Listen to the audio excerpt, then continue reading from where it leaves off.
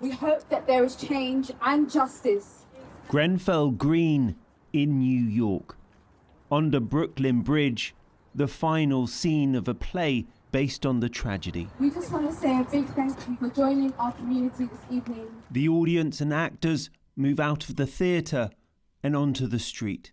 Not only for the people of Grenfell, but for every single person around the world who has been failed by the system. Thank you so much. Do you think the Grenfell story resonates in America? In many ways, Grenfell, in its way, is London's 9/11 story, so of course it will resonate with New Yorkers. Do you think there's similarities and injustices in America? Oh, absolutely. I was saying that. Michigan? Literally, Flint, Michigan. Yeah, there's still no clean water, and that was what, 15 years now? How long has that been? Everyone can relate to this in one way or another. New Yorkers can certainly relate after 9/11 and other things, so it's just like a real wake-up call.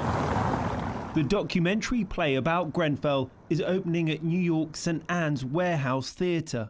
To predict something is going to happen. Grenfell, in the words of survivors, tells the story of the fire before, during and after the tragedy that killed 72 people. There's no words for that.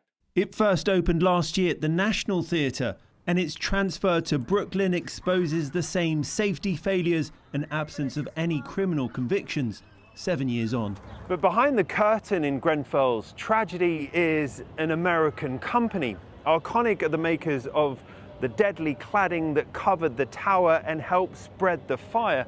And their headquarters are not far from here, in New York's neighboring state of Pennsylvania.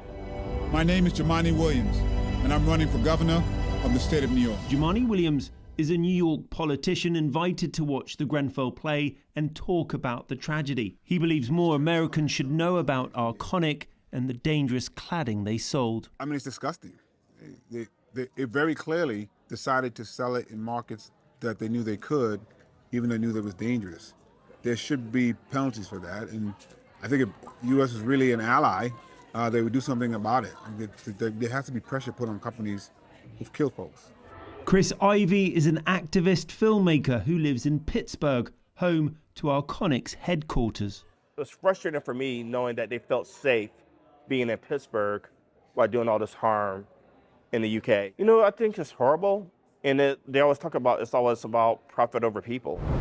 New York is a city of tall towers, but none had Arconic's cladding. It was deemed too dangerous to sell in America, something not lost on playwright Gillian Slovo. And our government actually didn't stop them from selling it to us either. So I do think it is very important that people here also realize what the effect an American company is having on other countries and other people's lives. The play is a critical hit here, getting rave reviews as well as celebrity endorsements. We spoke to Sarah Jessica Parker as she left the play. Hi, nice to meet you. But didn't want to speak on camera to avoid distraction from the story. She did post about the play though, calling it monumental and that the tragedy should never be forgotten. Thank you so much. Have a great day.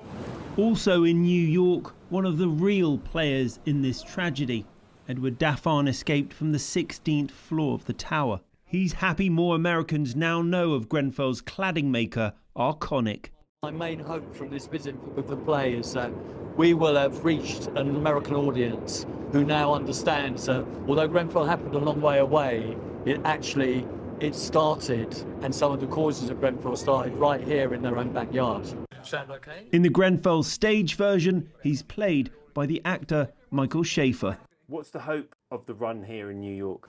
There is a hope that by making this kind of an international conversation, if you like, that the shame that should be there for the British government is heightened, because this story is now being told across the pond. It's being told in the Big Apple. So hopefully that means that the stink is louder.